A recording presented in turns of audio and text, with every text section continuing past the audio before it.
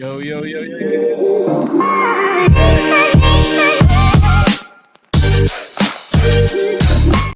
My God. Kept playing. Play it one more time, bro. What's going on, everybody? Welcome back to Fourth and Wrong. I'm your host, Tyler Huckle. With me, as always, Chris Marler. Chris, wow. The intro video just wouldn't stop playing. Couldn't figure that out. Can't stop, won't stop. Rockefeller Rickaskizzy or whatever it is. Welcome. How are episode. you? Listen, we've already said it. How many I'm episodes late. is this? Because I don't know if we should count the daily shows as like in part of the serial numbering of the episodes, or is it just me and you? Just me and you. Also, I'm wearing the same shirt as last week. No new shirt this week. No? No. Not this, I mean, no. I just didn't feel like it was warranted. So. Well, we got a lot to discuss. Today is May 13th. It is the 10th episode of Fourth and Wrong. Today's episode, we're going to talk about the latest leak of the upcoming EA Sports college football game, discuss some boom or bust teams of 2024, and we're going to do a little Mount Rushmore season of biggest college football villains of all time. One graphic I did not make, so what's my bad? All good. Before we start, you can find us on Twitter at Fourth and Wrong Pod. Obviously on YouTube, you search Fourth and Wrong Podcast. You'll find us there, especially above anybody else that's got the same name. Don't start. We go live in the off season on Mondays at 8 p.m. Eastern time. Live audience is building. I can't wait till the season. Last week we had, what was it, like 12? What was like 1,700? I can't remember. No, it wasn't 1,700. Yeah, it was, because it was almost double the previous record. The previous record was like 984 or something like that. So the live viewership is on its way up. So we appreciate you guys tuning in. Tell a friend. Let's get started. Like and subscribe more than anything. That's the thing that we need more than anything. Also, we're gonna stop probably soon doing the show on Twitter as well, because we're gonna try to strictly build the YouTube stuff up. So in an effort to do that, we'll probably do the next week with some lives on Twitter. But the main thing we're trying to do, like we've been saying, is build the YouTube. So please like, subscribe, all that kind of stuff. That helps us out a ton. Trying to get to 1,000 for specific monetary reasons. So that would be super helpful for us to do that. Yeah. So I can get a new shirt. We need to create some merch. Maybe some people in the chat can help us out with that at some point. Dude, me and Evan Grimes talked a bunch this weekend. He has, I don't think this is a bad thing. I can tell. Evan, am I allowed to share the financial advice you were giving me this weekend? What, you were taking financial advice from somebody else besides me? This is different financial advice. Okay. All right. This is Evan was texting me prop bets for over/under goal scores in college lacrosse games this weekend. Whoa. Here's the thing. Hit them all? Hit every one. He was on fire the whole weekend. It was nuts. All right. Well, I'll have to get into that little group chat there. Yeah. I don't even know where do you bet that? Is it on Bovada? I think it's on Bovada, he said, but I didn't see that. Okay. All right. Well, we'll have to figure that out. What's been going on, man? How was your weekend? It was good. Mother's Day was whatever. I shouldn't say whatever. It was fun. We had a good time. Sister came in town. That was actually a lot of fun. Got to see her. I haven't seen her in a while. Good to see Frank's dad. Haven't seen him in like 8 years. So solid old school reference there. So yeah, what's up, Corbin Maddox? It was fun, man. We had a good time. We did church yesterday, and I'm trying to think of anything else. That's pretty much it, though. The daily podcast is going really well. Yeah. Last week you had a bunch of good guests. JD Piquel, Garrett Chapman, talk a little bit about Georgia Tech and some Atlanta sports. No one enjoyed that one. Oh yeah, okay. Well, I called Matt Moscona after that, and he was like, "Hey, what was your show on tonight?" And I was like, "Georgia Tech." And he was like, "Why the fuck would it have been Georgia Tech?" And I was like, "I like Georgia Tech." He's like, "No one cares about Georgia Tech." So, what's up, Willie Gray? But yeah, that was fun. Dude, I got into some deep dives. I got some good deep dives coming. What have you been up to?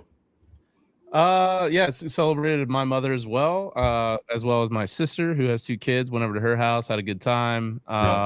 Played some golf this past weekend, so it was an overall enjoyable a good meme went around of Michael Jordan playing golf and smoking a cigar, and it was like Mother's Day, and then divorced dads on Mother's Day, and then it was just Michael Jordan with a golf.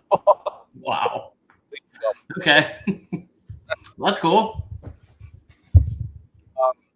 Getting excited about the game. I got the EA Sports game that's coming out. I got a little. Your audio just went to shit. My audio went to shit? Yeah. I'll try to figure that out when you talk. All right. I'll fill her in. Let's get this off here. Let's see here. So, yeah. So the EA Sports College Football 2025 cover leaked. We all love a good leak, right? We all love one, especially in the middle of the night, 2 or 3 times. You got a prostate problem, whatever. No one's here to judge you. But the 2025 EA Sports College Football, is Moscona in the chat? I was just singing your praises. No, I mean we're learning here. We're learning here. What's up, Harry Legee? How do we sound now? Better? You sound much better, much better. So, anyway, now I'm all nervous because Boston's in the chat. But no, man, the EA Sports game cover leaked. I thought it was funny because it didn't seem. That's better. You made it. Damn it. This one's still there, so. Yeah, we'll take it off for now. so I finally figured out how to do the pictures without having showing the rest of my computer. So that's the next. That's the next wave. That's gonna be the next wave of things. They do love Moscona in Tallahassee because of what he said about FSU. Not only that, but Moscona also, I believe he goes on the Jeff Cameron show, which is the daily show in Tallahassee. Yeah, but yeah, Moscona, good dude. Should we have him on the Daily Show this week? What's up? Should we get him on the Daily Show this week? We need guests. Who? Jeff Cameron or Moscona? I don't know who Jeff Cameron is. You could be making that name up. That sounds like a '90s Major League Baseball second baseman. So probably not him. But no, anyway. So the cover leaks, right? It comes out. People are fired up over it. It was funny to me because it didn't feel like that it was on purpose. It seemed like from the response, they did not mean to do that. Why is that? I didn't get that vibe. Because EA Sports put out a tweet later and they were like, okay, wasn't planning on this until the 18th, but now you didn't see this tweet?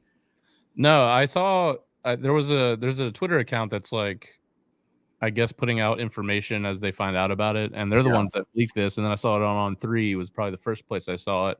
Yeah. So yeah, maybe it leaked before they were ready for it. I don't know.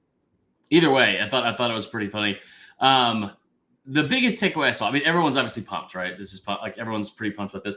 Apparently, a console or whatever only costs $300. A PS5 or an Xbox? Yeah. What? I mean, why did I think it was $1,000? I don't know. Maybe I don't know. That's strange. There was a tweet that went out today that says there's a deluxe version that's $150 for the game. I was going to get to that, but yes. So okay, so here's what's funny about that is that the price is $69.99, which is very nice. We all love that. And it's already queued up. I don't know how to buy video games. I have never owned a console in my life. So yeah, so nowadays you can actually just go you're connected to the internet on your PlayStation. I can't believe I'm having to explain this to you because this isn't a new concept, but I'm old. Yeah. You're connected to the internet on your PlayStation or your Xbox, and you could just go right onto a store and download it digitally. You don't have to go to GameStop. And I knew that part. Yeah. Well, so games that are getting ready to be released, they'll put them up there so you can pre-order. And so, they put up, I think this cover, they put up a screenshot of the game. It was Notre Dame players getting ready to run out the field. That's sick. People, Shedeur Sanders, upset that he wasn't on the cover. Was he upset?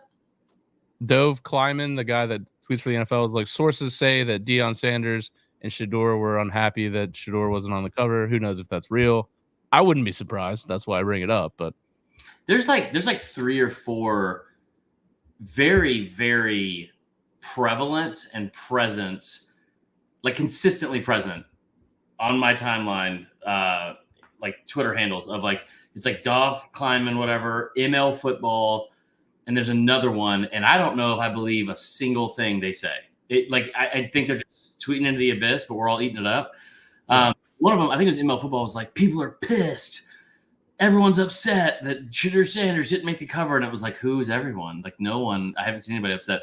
I will say, I saw the price, and everyone was immediately pissed about that, right? Like the $2 or $150, which is funny. We've all been talking about it. It's like, dude, I'd pay $500 right now for that game. $500. Like, I wouldn't be happy if it's 150. And I know that there's different versions of all these types of games. Like, you could buy Madden for $100 and you get, because nowadays what these games are doing is that you collect like virtual cash, and then you can use that to like buy different stuff for your players or whatever.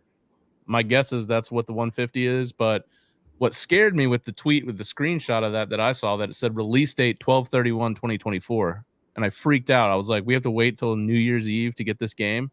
But apparently when they haven't announced the release date, that's just the default that they go with. Okay. So a little bit better. Well, either way, I'm excited about it. I do like the graphics look sick. The graphics do look awesome. The only thing I saw that people were pissed about was not pissed, but like the thing I saw the biggest pushback about was Donovan Edwards being the main guy front and center. Yeah, it's like, this back's only got 500 yards last season and however many touchdowns, and it was like, did people just not realize that Michigan won the national championship last year? Like, my guess is they're going to choose the team that won the championship the year before as like the main front and center going forward. In fact, I think you could have the bigger argument that I don't understand why Colorado's there. They're a 4-8 team. Yeah, I love the fact they have Travis Hunter on there though. And I don't like, as we get closer to the season, I'm gonna try to dial back my disdain for Shedeur. Because I was talking to somebody about this the other day. I don't even have a disdain for Dion. It's just Shedeur, like in the way he spells, or not. Well, we spelled his name wrong, so I do have some disdain for that because I mixed it up. But I mean, it's the main thing I dislike about it is just the way he carries himself, like with some of the stuff we've talked about multiple times on the show, so we don't have to get into tonight. But Billy Daniels makes a good point. Video game inflation is less than groceries, which is painfully true.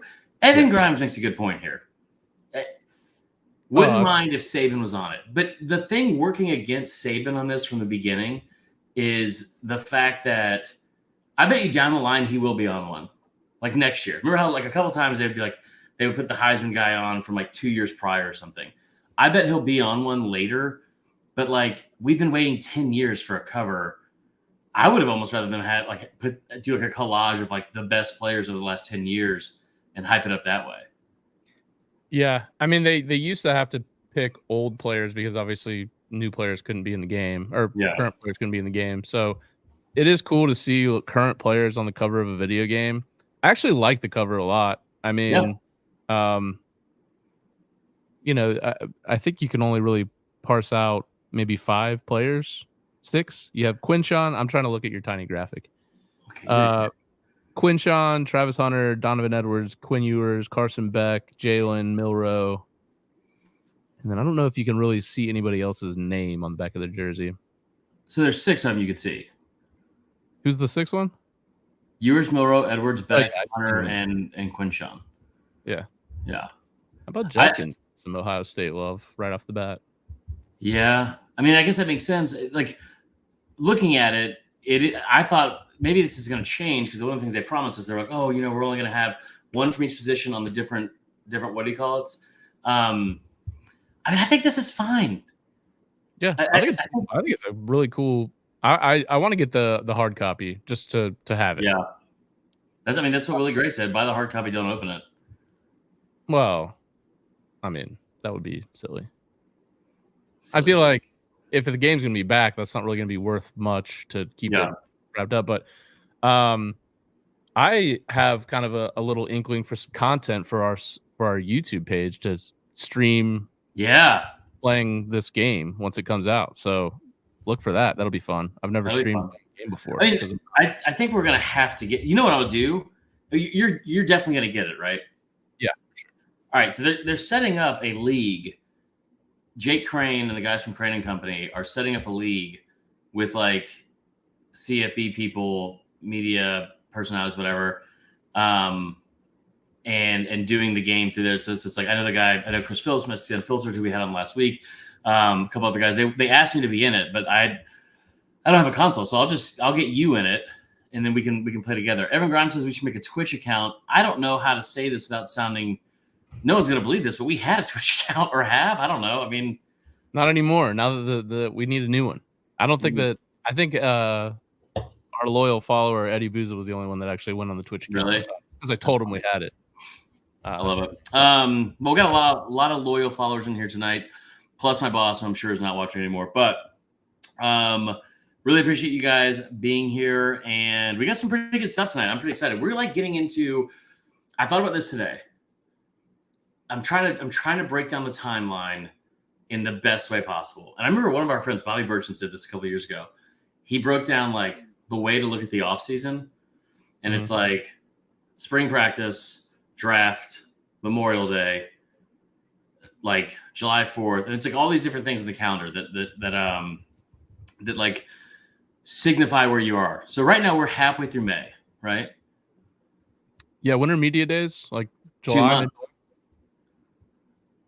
Yeah, I am really looking forward to the ACC media days, not because it's an interesting conference, but because of everything that's going on with Florida State and Clemson suing the league to get out. That's fair. Fun to follow. You should apply for that. Yeah, I should. I think it's in Amelia Island. It's not too bad of a drive. What? Yeah, it's always in Charlotte. Why would it be in Amelia Island? Is cool. Oh, okay. Yeah. Well, anyway, so here's the thing. So we have in 2 weeks, SEC baseball tournament and conference baseball tournaments, but the SEC one's always awesome. Then you get into postseason baseball. Then mid-July or mid-June to late June, we get the College World Series, which is always electric, right? Also get the Women's College World Series, which is also electric. We're not going to get into this. Bama somehow got a national seed. Don't know how that happened, but it did, which was nice. They did not deserve one whatsoever. They're also playing in the first game USC Upstate, who played against Georgia College and State University when I was there in the Peach Belt. So sign of the times of us getting old again. Anyway, so you have those two things. Once that ends, then you're like less than a month from media days. And then media days hits, and we're like in the home stretch. So I've been doing, like I said, I've been trying to ramp up some content. We got a ton of deep dives and graphics coming this way. We've been doing on the Instagram a Trivia Tuesday every week. Like we've been pumping out some good stuff. So I'm excited for this episode and everything else coming up. Well, should we talk about our biggest boom or bust teams going into this? All right, let's see your graphic. Well, you want to start? Yeah, let's start. So I'll start with, you want to start boom or bust, or just kind of switch back and forth between the two? All right, guys, here's our top 5 boom and bust teams in the 2024 college football season. Why don't we start with the team that we both had as a boom, okay? Okay. Boom. Right off the bat. Bring it up. Utah. Boom. Love Utah this year. Mm-hmm. My reasoning, you get Cam Rising back, finally, after waiting every single week last year thinking he was going to come back. I feel like with Utah, you're always going to have a nasty defense. I actually think the move to the Big 12, a Big 12 that doesn't have Oklahoma or Texas in it anymore, is probably even better for them. You have a very senior-heavy team on offense. They brought in Dorian Singer, who was a really good receiver at Arizona. I believe he transferred to USC for a year. Now he's transferred to Utah, so it's always fun. Mm-hmm. But my biggest thing for Utah, heavy Polynesian team. You always want to bet on the Polynesian teams. That's fair. They got that sauce, bro. Yeah. Dude, I love that you closed with that. Yeah. Because, and I'm trying to think of what we should clip during this. I don't know. Why'd you do that? Oh, I don't know if it's that necessarily. But I also think it's like a very good point that I don't know if we're allowed to make, but it's a very good point. Look at us go. Look at this. This is the returning production from Bill Connolly, right? Yep. So teams in bold are teams that were in last year's final AP top 20. Mm-hmm. So the team that returns the most production for this year is Iowa State.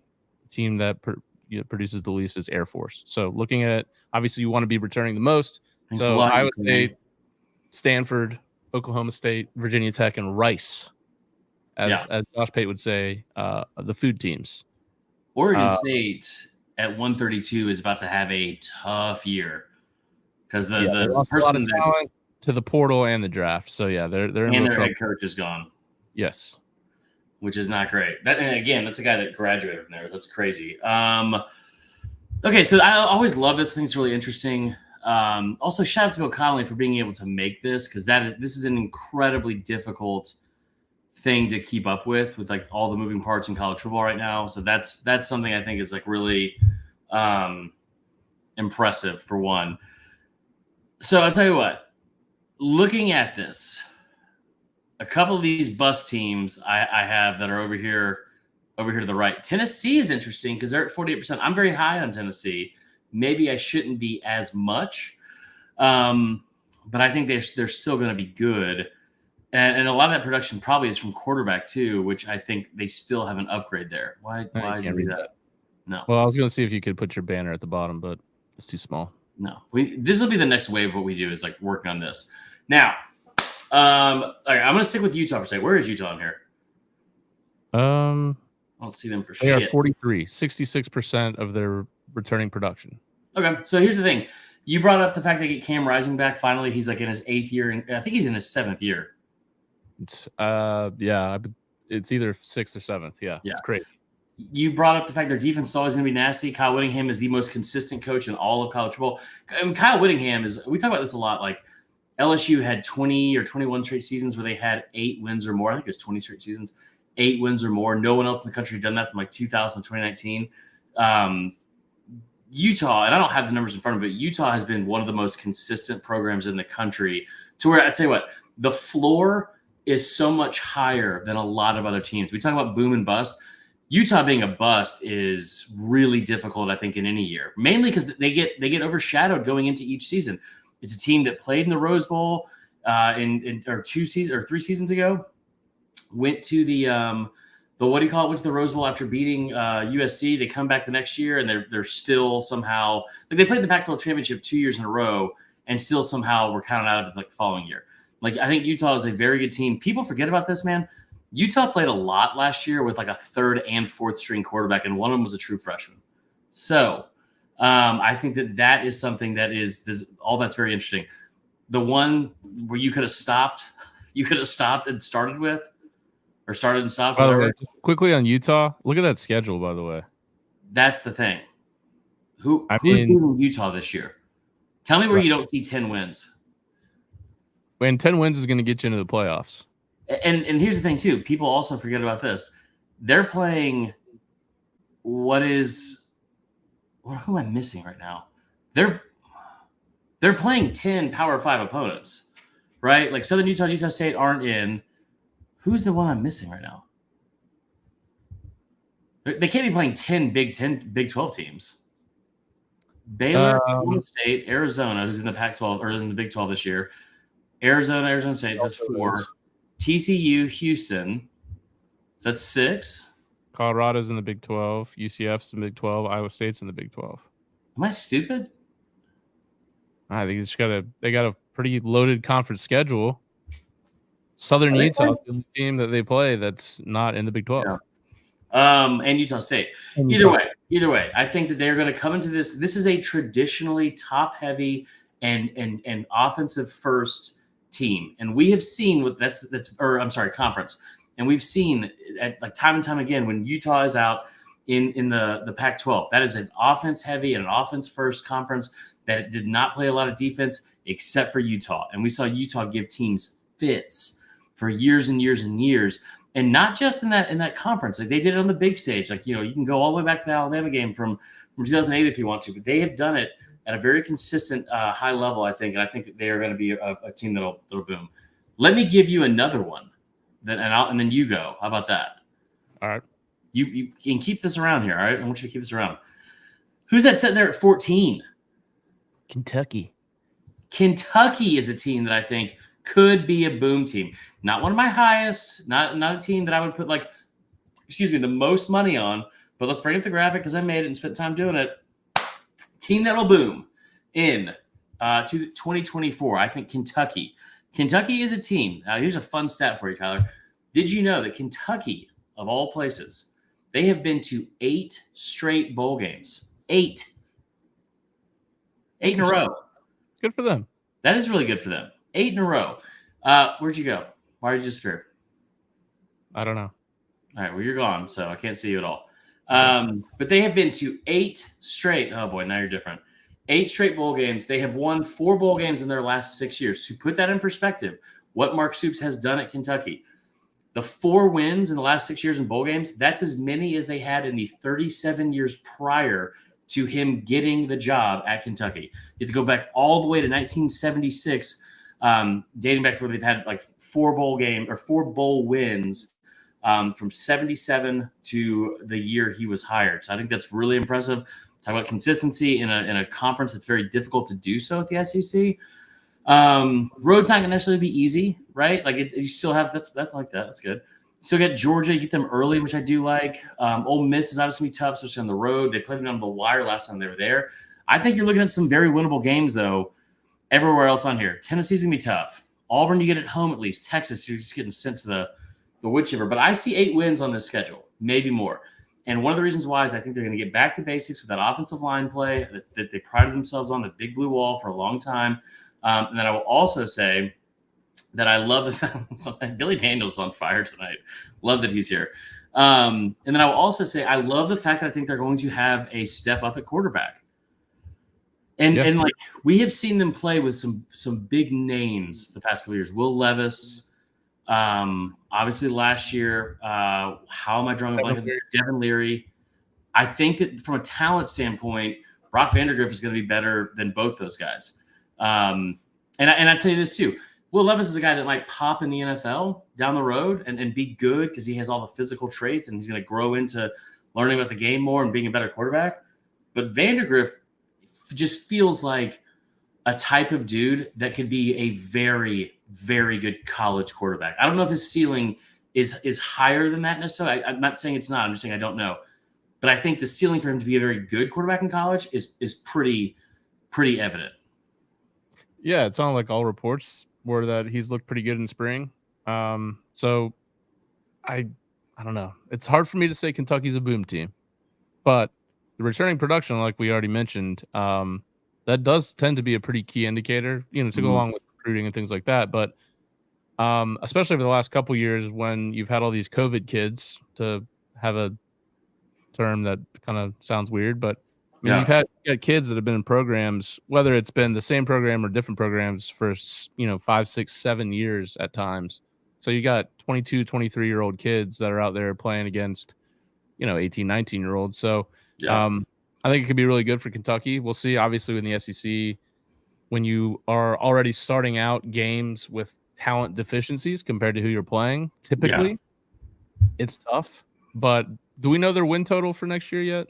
I can bring it up real quick. Also a graphic that I'm working on today as well. Dude, I'm so fired up. Those road games though, if you look, you get Georgia at home, but at Ole Miss, at Florida, at Tennessee, at Texas. Yeah. Yikes.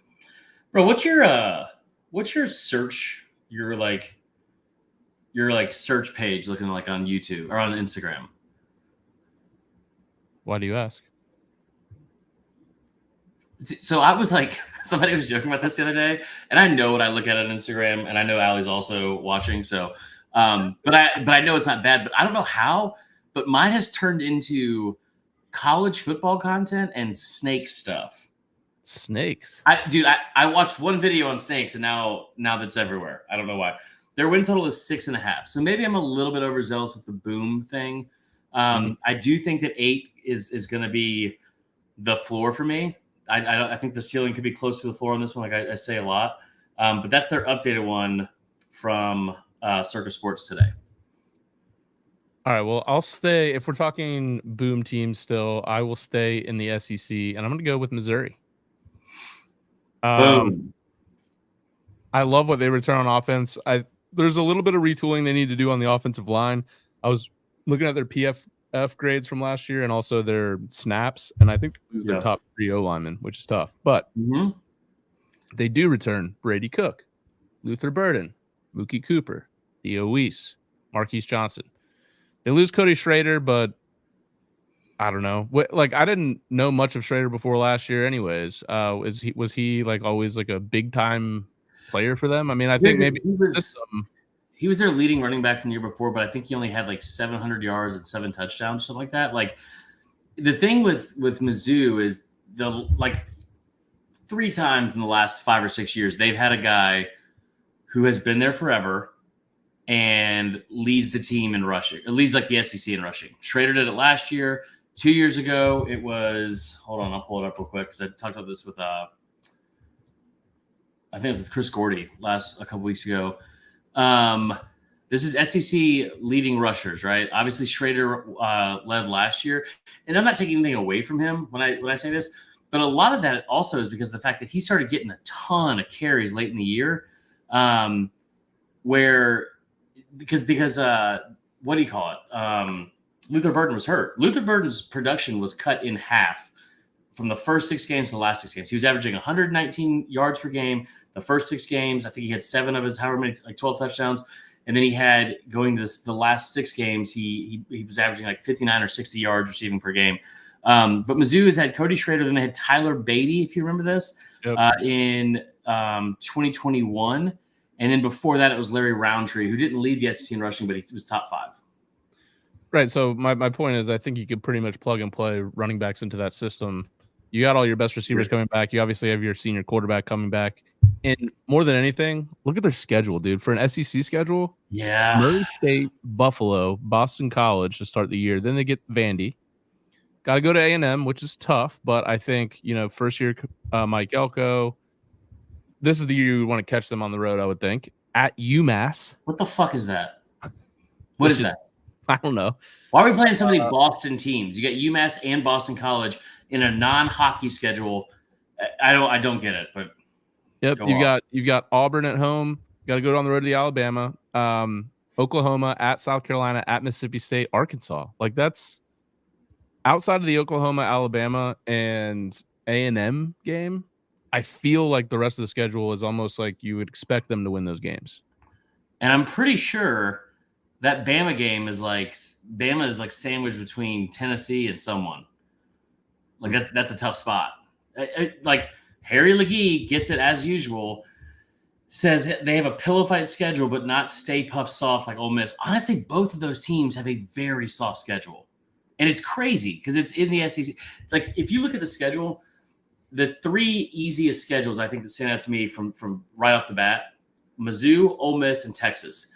And I think that all of those teams could theoretically take a step back, especially Texas. But the schedule is so easy, and they do have a lot of talent. The thing with Mizzou, man, is like Theo Weiss was awesome last year. How much are they going to focus Luther Burden how much of a focal point is Luther Burden going to strictly be on offense? Because you had a nice balance last year, man. Theo Weiss did really well. We've been waiting for Mookie Cooper to pop for like 3 years now. That's a former Ohio State commit. He's a 4-star out of high school, like a really talented kid. So is he going to be able to pop? Brady Cook in year 2.5 as the starting quarterback? I mean, we should see a lot of growth there. I think the thing with those teams that makes me so skeptical and up and down on them is Mizzou, Ole Miss, Texas. They kind of overachieved last year in comparison to the other years. Keep in mind, Mizzou didn't have a winning season under Drinkwitz until last year, and they go, they get 11 wins and beat Ohio State in the New Year's Six Bowl. Like Ole Miss hasn't really stacked seasons back to back with 10 wins. They didn't have 10 wins prior year before that. They get 11 last year, and they beat Penn State in the New Year's Six Bowl. Texas obviously makes the playoff. All 3 of those teams, as much as I think they're going to potentially take a step back, they all have very favorable schedules, and they all have quarterbacks that have been starting for over 2 years. Yep. And if you look here, out of the teams that were ranked in the final AP poll of last year, Missouri has the second most returning production out of any of them at 71% returning production. So I know Missouri was good last year, and I know Willie Gray here in the chat said, not necessarily a boom team. They were good last year, but I think they could be even better this year. And with that schedule, I mean, I think it's very, very likely that they could find their way into the college football playoff, which would be awesome for a Missouri program that hasn't really had a ton of that type of success. Yeah. All right, is it my turn? It is your turn. I'll tell you, a team's going to literally boom. Oh, boomer. Boomer. Oklahoma's a team I think that could boom. Okay, pull up the schedule, Tyler. It's very difficult. It's very difficult. I will also tell you, I have them on here because they have 7.5 wins. Is their current? What do you call it? Is their current? You're killing it, by the way, on this tonight. Win total. Great job. Is their win total? Now, all right, win. Now let's not forget that Houston is now a Power 5 team. This is not. This is a very difficult schedule. Tulane has been very good the past couple of years. They do have a new head coach, so it's not going to be at the same. But you got 10 Power 5 games, or at least you get 9 because they play Maine. All right, slow down here. So you open SEC play. Your first start, your very beginning of your SEC era.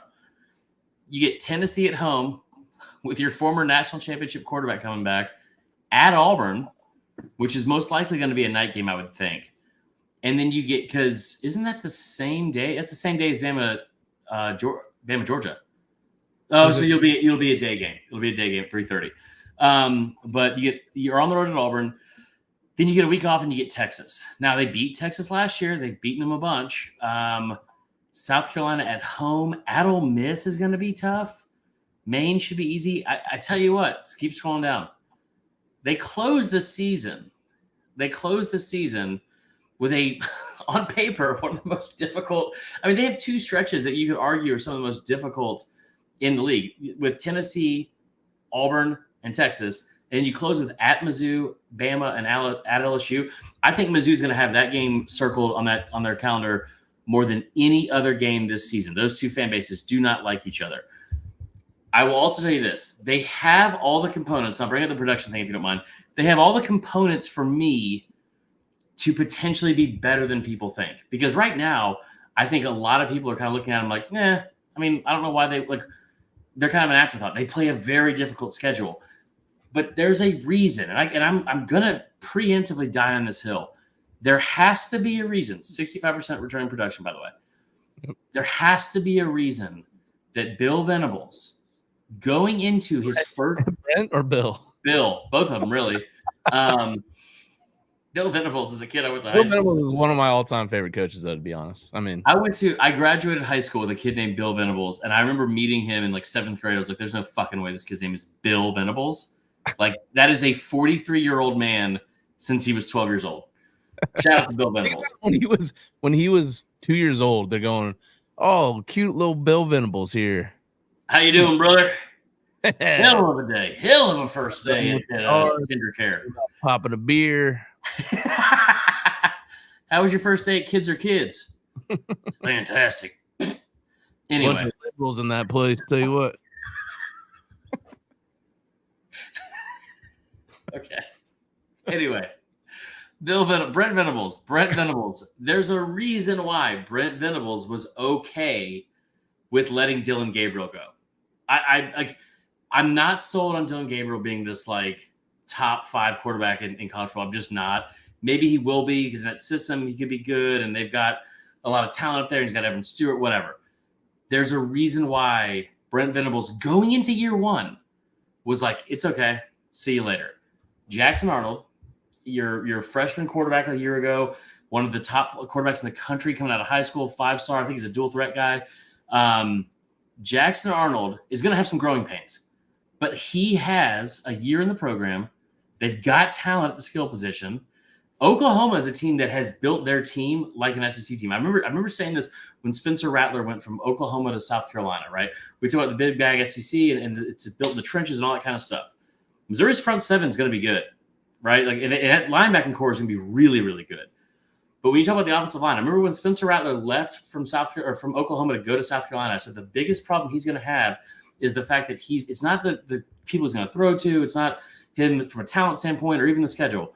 When he was at Oklahoma, during his time there, they had 11 offensive linemen that were ranked 4 stars or better. When he got to South Carolina, they had 1. I think they ended up with only 2 or 3. So they have built that offensive line in a way that is able to withstand, I think, some of the trench warfare you're going to have in the SEC. And I think that is important going into a year like this. No doubt. I was looking at Oklahoma as well. I was deterred because of the schedule. But I think Jackson Arnold's going to eventually be an upgrade from Dylan Gabriel. Maybe not week 1, but former 5-star talent. I think it says everything in the world that Bill Venables basically decided, hey, don't need Gabriel anymore. We're going to go with Jackson Arnold. He's our guy. Oh, Bill Brasky. Now, I've got an interesting team. I wanted to kind of go off the map here with my last boom team. Didn't want to do all SEC. Didn't want to do teams that we've all talked about. And just so everyone knows, his bus team it's everyone you would think it would be. Just so everyone's clear. It's Florida, Miami, and Clemson. Yeah. SMU. So SMU is 11th in the country in returning production, as we see here on the chart here from Bill Connolly. 78% of their production returning. Their quarterback position, I will say, Preston Stone didn't play the entire season last year, but last year they had 4,000 yards passing. People don't remember that they're probably because no one cares. They're in the SEC now, or ACC. Yeah. So they have a little bit more. They're in a Power 4 conference. They have a little bit more legitimacy to them. And again, look at their schedule. They've got Nevada, Houston Christian, BYU, TCU, Florida State at home. Their ACC schedule. So they start with Florida State and go to Louisville. That's tough. November 30th. Mark your fucking calendars, brother. Stanford, Duke, Pitt, Boston College, Virginia, and Cal. Only 2 of those games are on the road, and it's Virginia and Duke. All the worst teams in the ACC. Yeah, and listen again. Duke has been okay the past couple of years, but all that's gone because that quarterback is gone, and so is that head coach. Virginia is a team that could be improved, but because they were so bad. Yeah, and look at the ticket prices there. You could go to the BC game for $9. Dude, I'm telling you right now, I've said this a bazillion times. It's unfathomable to me. I would walk up to Bobby Dodd on a Thursday night or a Saturday during Cupcake Week for the SEC, and they'd be playing Virginia, and the tickets were never more than $14. Yep. Rhett Lashley, I think, is a really good coach. Yeah. Chris, quiz, because I think for me at least, I get very confused as to who is playing where these days. Mm-hmm. Do you know who Duke's starting quarterback is this year? Oh, I do. It's the kid from Texas. It is Malik Murphy. Yeah. That's a very interesting move. Yeah, kind of a random fit. So if you want to go see Malik Murphy and the Blue Devils at home against SMU, $33. It's all it takes. All right, all jokes aside, scroll back up for a second. Okay. What's up, C. Rich? I'm drinking a Celsius. I probably should not be. Drinking water. Only my first one of the day. I know. I'm trying to quit. Come on, buddy. Nevada, that's a win. Houston Christian, that's a win. Odd to me that there's a Houston Christian and a Dallas Baptist, but whatever. Mm-hmm. And also a Texas Christian. They are gonna beat the shit out of some Christians. We're gonna see some real Pontius Pilate stuff out of this offense early on in the season. Oh my God! Hold on. Does SMU hate religion? Southern Methodist, though. Dude, BYU. Their first 4 games: Houston Christian, Brigham Young, and Texas Christian. And they're Southern Methodist, so wild. I am Catholics up there. I'm very high on Rhett Lashley. Not as high as my girlfriend was on him when she was in college, but I will say huge crush on the Lashinator. But I will say that I think that the way this will play out, Louisville's a game where you could probably lose, right? I can go to a SMU game or buy a Zen. I gotta get on the Zen train. Hey, it's Zens these days. I'm telling you, unless you do 3 milligrams, 6 milligrams, not on the gas station shelves these days. Compare what that would mean versus Adderall milligrams, and I'll try to figure out what. Well, it's just simple. It's you either take 10 milligrams of Adderall or you can take 30. Which one's going to be more effective? You could probably take more. Yeah. Okay, so going back to this though, Boston College, that's a win. They could be better. I don't know, but like all these teams, They lost their head coach. The one thing that's so who's their head depressing. coach? What? You know who Boston College's new head coach is, right? Old Bill O'Brien himself. Oh shit. Old Bill Venables O'Brien. Yeah. Okay, so here's the deal. Brent O'Brien. That's gonna be our thing this year. We're just gonna 3-year Letterman our way into the entire. That's what we should do at media days. Hey, excuse me, Kirk Smart. Listen, here's a question for you. So, well, Kirk Dumb, am I right? So, Cal, them closing with Cal sucks. But I will also say this in favor of SMU, and then we probably should get off because I am confident we don't have a big SMU following. But Barrett Sallee brought this up a couple weeks ago on the live show, the Friday morning one. He's very high on SMU. I do think that in this day and age, offense is going to be something that plays a bigger part in what do you call it? Don't get distracted, Chris. Sorry, a bigger part in winning more games than defense will. And then here's the other part too, is that I don't think that SMU, I understand they didn't want to miss the train or whatever. I have a hard time believing those boosters would have put that much money into it for them to go into this league and get their ass beat. Yeah. No, I think they're going to be one of the better teams in the ACC, especially when Florida State and Clemson leaves, if the ACC exists. Yeah. All right, should we get into some of our bust teams for the year? Yeah, you want me to start? Yeah. I only have 2. Okay. Dude, why are we talking about Michigan like they're going to be anywhere close to where they were a year ago? They lose a lot, including Jim Harbaugh. They lose 13 players to the draft. They lose their head coach. They lose one of the coordinators. They lose Connor Stallions, which is a pretty big deal. Like, go pull up the schedule for me real quick. Hold on. Let me get this out of the way. All right. Where are they at here? 36%. They're 130th. They are the 5th fewest, or they return the 5th least amount of production from last year this year. And I tell you what, if you look at this every year and you see Bama, who was I think 128 or something like last year, Georgia's traditionally down there. All those things, right? You see teams like that. We see those teams reload every year. And the reason why we see those teams reload every year is because they recruit like madmen all offseason and every single year. And you see those teams in the top 3 year over year over year. Let me tell you where Michigan has been the past couple of years. Okay. They just won a national championship, right? Mm-hmm. They didn't finish the top 10 class. They actually finished with they didn't finish the top 15 class. They finished with the 16th ranked class last season, right? How about a year before? Year before, they finished with the 17th ranked class.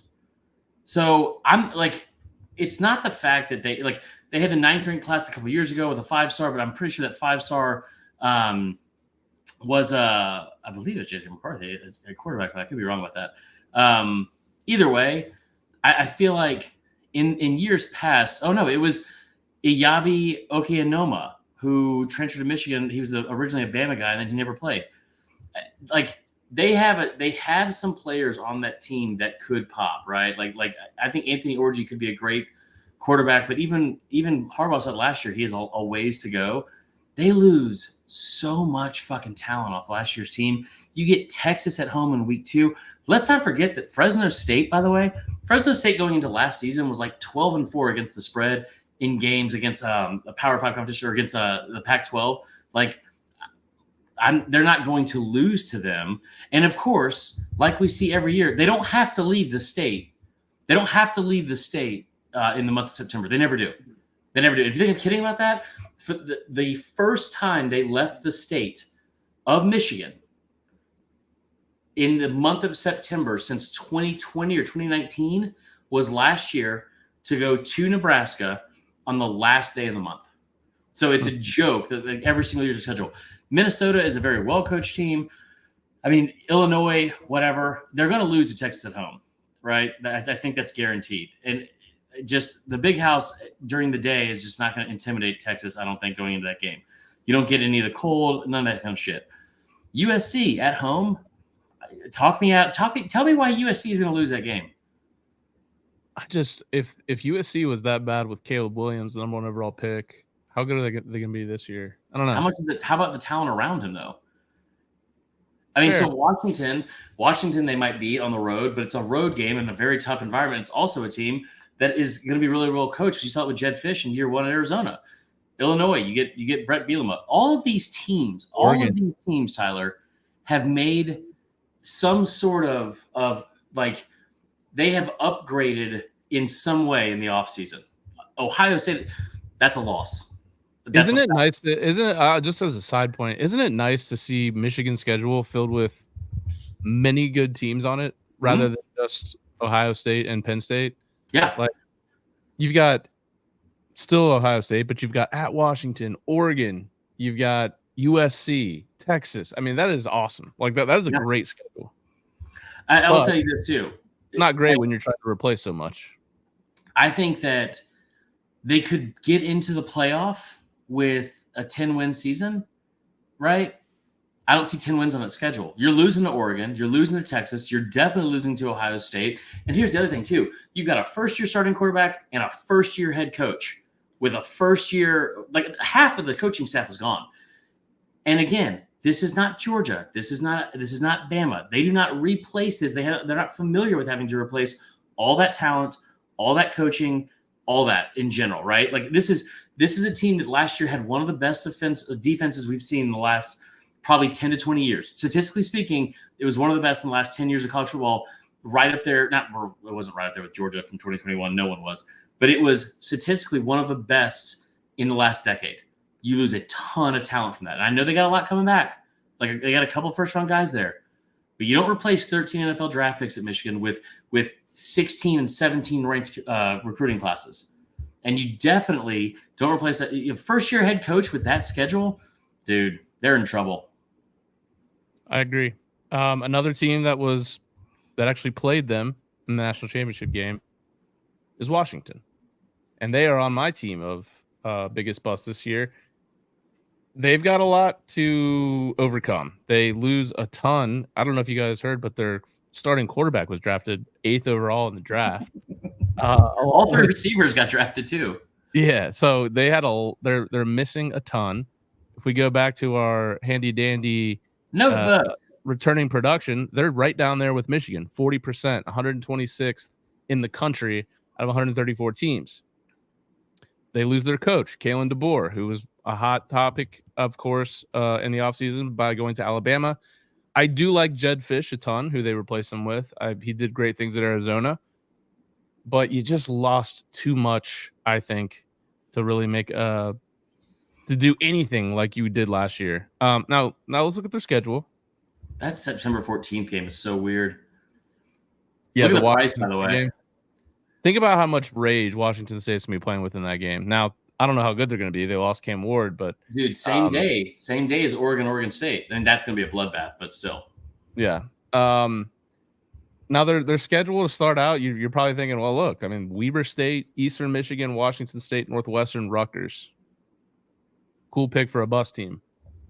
But then we get down here, and this is where it gets a little tough, Chris. Michigan at Iowa, which that's just going to be. That's going to be a nightmare.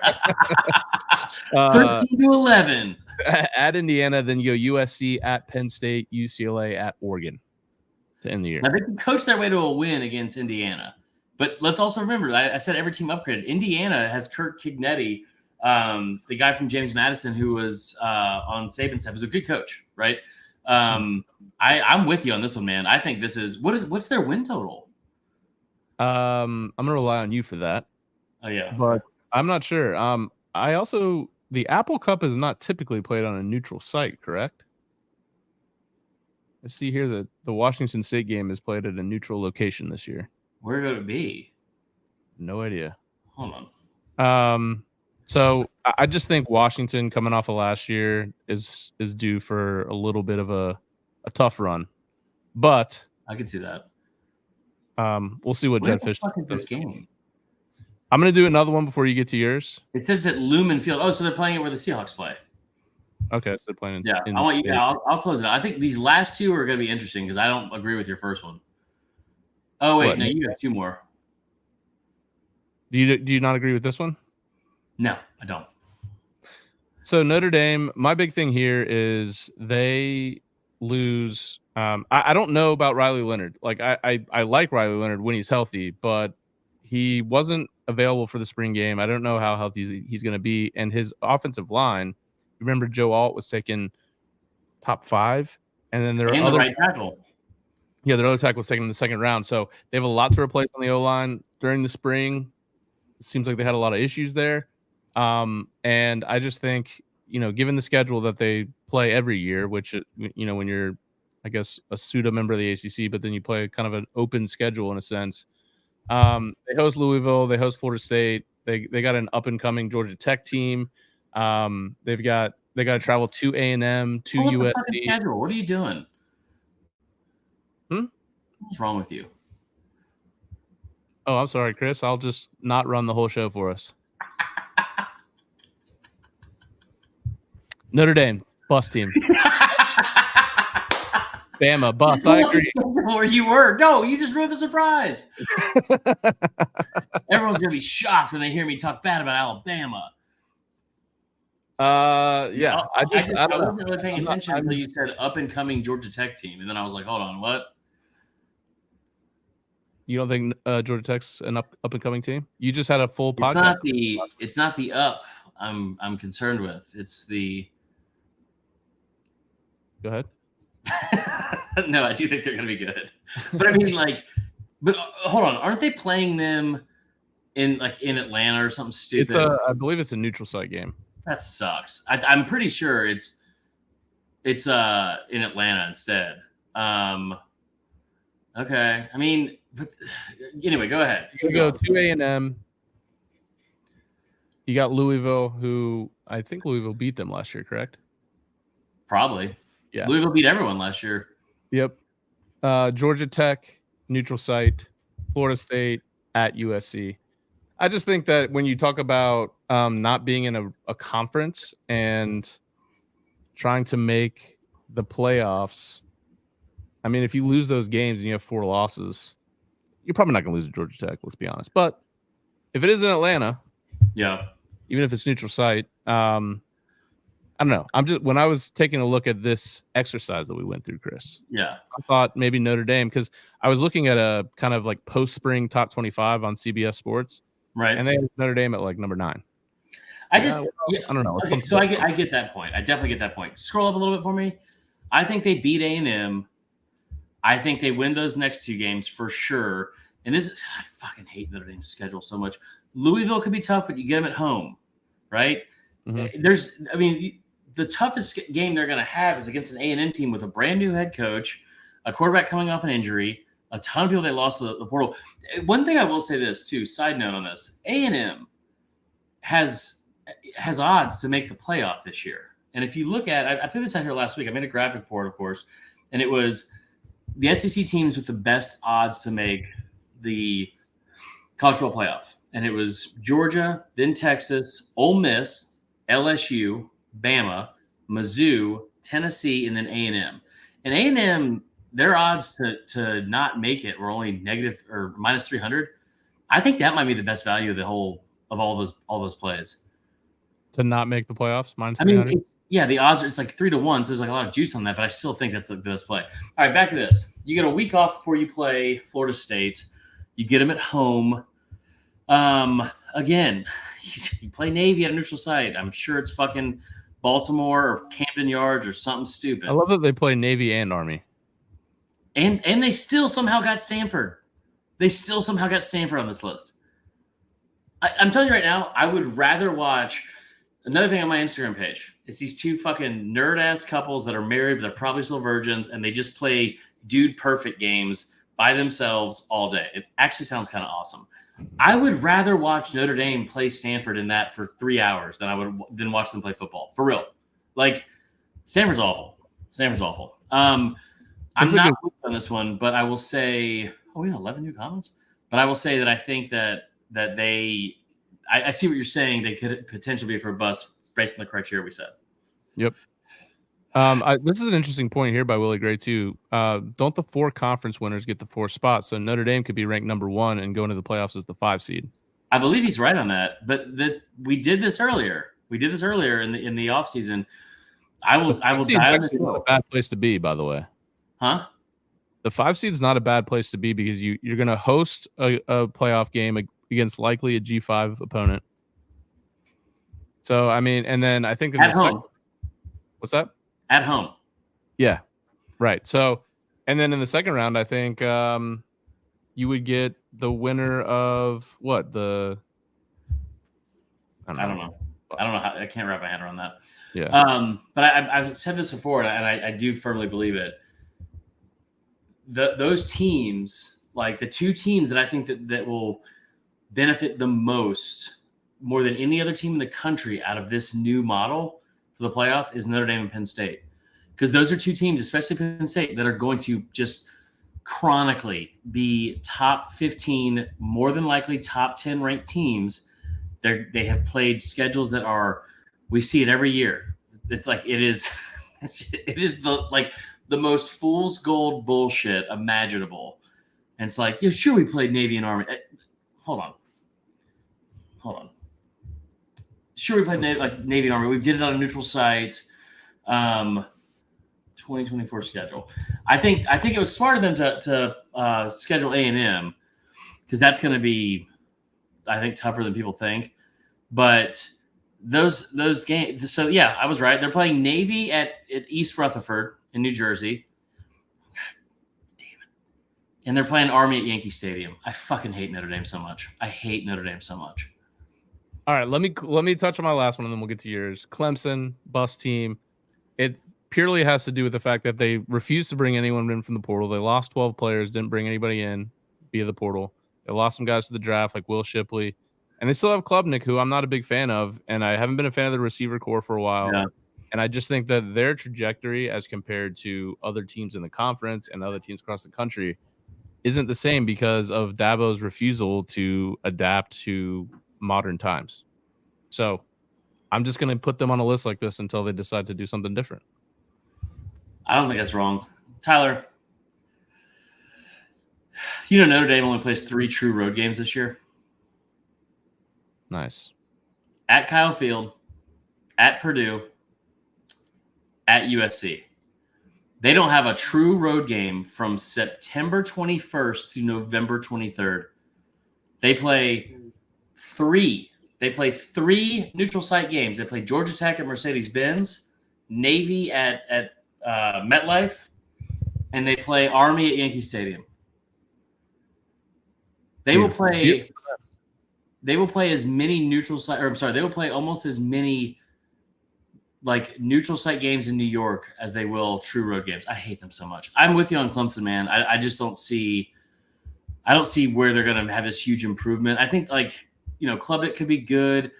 I think that this is a team that everyone's caught up with. Like whether it's like a Dan Mullen type thing where it's like, he was able to do this for a long time and get all these great players to come in. And I just don't think that the way he is, I don't think that he is going to be able to keep up with everyone any more than NIL. Now that cheating is legal, and Clemson wasn't like void of doing any of that, right? The churches, we know. The churches for sure. But I mean, like we see it's different than places like Georgia, where it's like I saw a stat last week that Graham Coffey came up with, and it was like the talent evaluation of Georgia, like for NFL draft players based on high school rankings, 3 stars, 4 stars, and 5 stars. And it was like where most of them went in the draft, or like how many percentage of them being drafted, like in general, and then percentage of them being drafted if they weren't from Georgia, right? And it was higher across the board for Georgia players than it was everywhere else in the country. Clemson is Evan Grimes is right. It's going to be a bloodbath in Atlanta. I think that's a horrible game for Clemson. Yeah. It's a horrible game for Clemson to play Georgia in that setting. And I think that this is the year that all of us have been waiting on with Dabo, where I think he's finally going to crack, because they're just not very good. Smart ass kid, get on this phone and create this stuff. There ain't one thing in my life that I've ever failed at, Tyler. Never. Tyler. All right, you ready for the last one before we get to our Mount Rushmore? No, we got to go through your last team, right? That's what I'm saying. Yeah. Yep.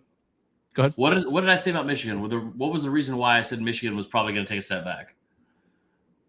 Well, they don't recruit at a high enough level to be able to reproduce year over year what they do. Yeah, for sure. Yeah. Okay. So is that what you're saying about the next team? No, it's not. That's the one thing I was hoping you wouldn't bring up about what I said. Michigan will not be as good because the schedule's pretty tough. It's tougher than years past. Let's keep in mind, Michigan didn't play a ranked team until November 11th last year, or like a week 11, I mean. They lose their head coach. They lose half of their coaching staff, and they lose a ton of talent to the NFL. Does that sound familiar to any other team that you can think of? Alabama goes into this year. Once the season gets closer, I'm sure I'll talk myself into why they can be good. And they can be, right? The loss of production isn't even as bad as I thought, right? You're ranked 100th. But here's the deal. This schedule is a nightmare, right? South Florida, I almost put them as one of my boom teams because they could be a team that arguably makes the playoff from the G5 thing. We've seen it from Brad Crawford. I keep talking about it every week. Wisconsin game is going to be tough. Then you get into the SEC play. You forget this? Last year it was a close game against USF. It was. There was a point in the fourth quarter. I told my friends, I was like, I don't know how this has happened, but this has become a we just need to get out of here type game. Georgia is going to be a loss. I think the next two are wins. Dude, this 3-game stretch here, you can't afford to look past South Carolina, who I don't think is going to be good, but like they could also be a team that gives you some fits. Pepper stop with Honora Sellers and Nick Harbor. So at Tennessee, I think is a loss. Missouri at home is going to be tougher than they brought it up earlier, dude. All that talent that Missouri has at receiver, Bama's secondary is young at best and thin at best. Like it is, they need so much help. They need so much. That is a team that lost 39 total players to the portal. 39. And losing 39 players from Alabama is different than any other team in the country because the level of player that they lost is different than every other team. You just brought it up. Like that they finished top 3 in recruiting every single year. And they have lost 39 players from just this year, right? And I think they've lost double digits for the defensive backs. LSU on the road, you lost there last time. Now, listen, historically speaking, they should go in there and dominate. But I don't love that. I don't love that with a first-year head coach. DeBoer's never walked in anything like that. Oklahoma on the road is going to be tough, and then you get Auburn at home. Now, you should be able to win.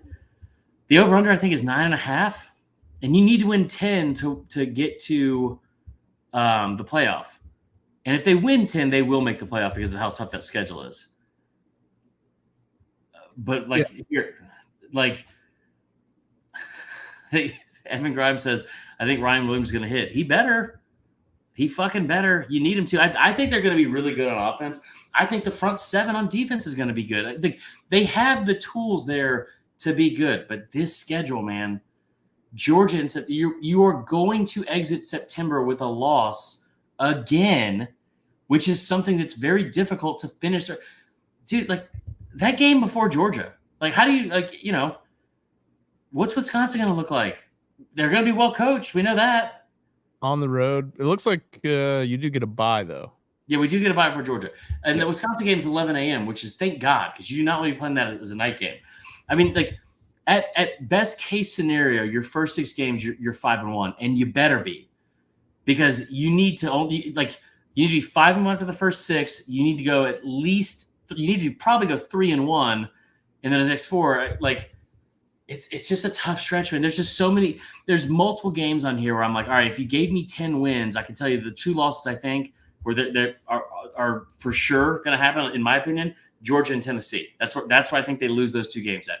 2 ridiculous environments, right? Now you're saying that you can't lose at Wisconsin. You can't lose to a Missouri team that's ranked in the top 10.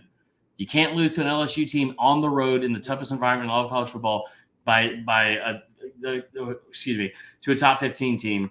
Better not lose at Oklahoma. That's a top 20 team, and then you better not lose against Auburn, who has taken you down to the wire in 2 of the last 3 games. It fucking sucks. This could be the year that they legit go 8-4, 7-5. KMS. That'd be tough to see for Yeah, everybody. I'm gonna lose so many more Twitter accounts if that happens, Evan. All right, that is. We went long on that. We're an hour and 11 in. So let's get to our quick college football villains. I had fun with this. Mount Rushmore. I'll make a graphic for this later, and I should have made one already. But that's my fault. We shared one on our list, and that was Sir Cam Newton. Mm-hmm. Well, give me your 4. So Cam Newton, Brian Bosworth. So real quick, Mount Rushmore of college football villains over the last since 1980s. Is that what it is? I think so. Yeah. Okay. All right. So I was not old enough to really appreciate the Brian Bosworth era, but from everything I've seen, the documentaries, that dude was a real piece of shit. Just openly taking steroids. No one cared. Cam Newton, I lived through that one for sure. Just like many people felt about Jameis Winston, I'm sure. I felt that way about Cam Newton. Yeah. I think a lot of people that are outside of Auburn really were not fans of Cam Newton. Everything going on off the field with all the allegations of the donation to churches and all that kind of stuff, and the winning, really. Winning in the face of all the 6 adversity. games decided by 7 points or less, multiple comebacks. Yeah, dude, I have never been more consumed with, and I mean that word to the most literal sense. I have never been. This is saying something. I've never been a more unhealthy person in my life than I was in 2010 during that football season. It consumed almost everything about me. I had never cared one way or the other about Auburn, and I really hated them that year. Bobby Petrino, just for everything that he's ever done in the course of his career. And then not a football player or a coach, but a fan, Harvey Updike. That guy's a villain. He's in jail. He's dead. Or he was in jail. Yeah. He's not in heaven, I'm sure. Yeah, he's a piece of shit. I tell you one thing that does bother me, and Bama fans get mad at me about this all the time. I don't think the tree thing is funny. I just don't, because it's like I always say this, ad nauseum. Like, I just love college football so much. I love the traditions. I love all that kind of stuff. And Auburn is a cool place. I love making fun of them. Like the cult, creed, all that kind of shit. But dude, he poisoned those trees because he saw on a Bama message board that they rolled Toomer's Corner the day Bear Bryant died. And then come to find out, Tyler, after a simple Google, didn't happen. Just didn't happen. Love that. All right, my Marler Mount Rushmore of the biggest villains in college football in the last 40 years. Cam Newton, for one. Jameis Winston, 2.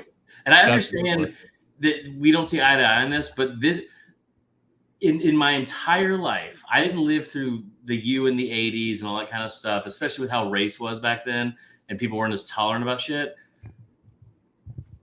I could see how people would have hated him more, but you also don't have as much exposure with college football in the 80s. Jameis Winston in 2014, I have never seen a more united front. I'm talking about like George Bush throwing the first pitch out at Yankee Stadium after on September 12th. Like, that was the level of united that the entire country was hating Jameis Winston. Oh, yeah.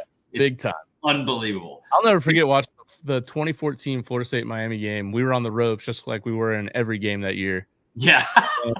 Miami was like going to score, and Jalen Ramsey picks off one of their passes essentially in the game. And the sound of Chris Fowler's voice, the disappointment, he goes, "Oh, Jalen Ramsey caught." He was just so sad. He was so sad. Dude, everyone wanted it. And like, dude, the 2013 team, you and I talked about this, like we settled it on this show. We thought that it was like, oh man, like I remember saying like 2013 Bama is one of the best teams that never won a championship. And you were like, dude, nobody was beating FSU that year. Like Auburn came close, but like every single starter got drafted. I saw this graphic making like the rounds of the day. In the college football playoff BCS era, they have the highest margin of victory of any team in the playoff era. And if you want to sit here and immediately say, well, they didn't play anybody. They played more ranked teams than 2018 Clemson. And we talk about 2018 Clemson like they're the fucking greatest ever. So 2013 FSU was awesome. 2014 was awful. It was so like we went undefeated in the regular season. And it was like the worst, most painstaking season I've ever gone through. You guys got blown out in the Rose Bowl. Everyone was happy about it. Yeah, everyone. Jameis didn't even get invited to New York for the Heisman, I don't think, because he had 25 touchdowns and 19 interceptions. Yeah. The moment that sticks out to me more than anything, you guys are playing Clemson Saturday night, 8 p.m., and he's suspended for the game because he jumped up on that table in the student union and said whatever. And he's not supposed to dress out, and he comes out in full uniform, and Jimbo Fisher just looked so defeated. He was like, "Why are you? What like?" And he's like, "We all love Jameis now." It's like, oh yeah, but at the time, but he just didn't do himself any favors. No. I will say Jimbo was on Pardon My Take a couple of weeks ago. I think it was like January, and they asked him about that. And he said it wasn't Jameis's fault. He was supposed to be suspended for a half, and then the school made Jimbo suspend him for the full game the night before. But the equipment manager put all his gear in the locker because I don't know if they got the memo, but they thought he was going to play the second half. So he dressed out, and Jimbo's like, talk about a guy who has no control over his program. It's for real. Yeah, I love that you found a way to bring it back to it being his fault for sure. No, so. First two, Cam Newton, Jameis Winston, easily. 3, Saban. I never realized how much people hated Nick Saban until the past couple of years. I think part of the reason why it's finally hit me is because I've finally seen firsthand on social media how much people hate his daughter just for her having the same last name, and it's crazy to me because like.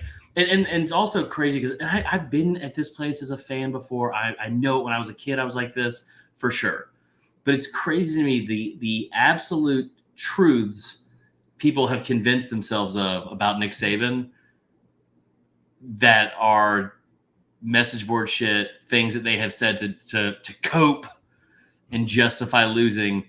And it just cracks me up. But I would say Saban because, I mean, he really did. He ruled college football with an iron fist for fucking ever. I do. Evan Grimes brings it up. I love retired Nick. I think it's cool that people are now able to see, dude, Saban's not a bad guy. He does care about his players. He always has. Like, he's a good dude at a heart level, and he's actually fun to watch. So there you go. Those are my first 3, and then 4. I copped out on this one, but my hatred for them will never cease. The NCAA. The NCAA for sure. Like, I don't think there's been a bigger villain to their own sport than the NCAA has been. So my 4, Saban, Cam Newton, the NCAA, and Jameis Winston. I'll be interested to see how long the NCAA lasts at this point. But I agree. All right, that's the end of the show. As always, we appreciate you guys listening to the show. Reminder, 5 stars on Apple and Spotify. Like and subscribe to the YouTube page. That's what our effort over the off season before we get to kickoff in August is to grow this thing. What would you say the goal is? 1,000 subscribers? 1,000 subs. 1,000 subs. So let's get it done this summer. Tell your friends, tell your family, tell your dentist, tell everybody. We will go live also during the season. We'll go back to twice a week during the season.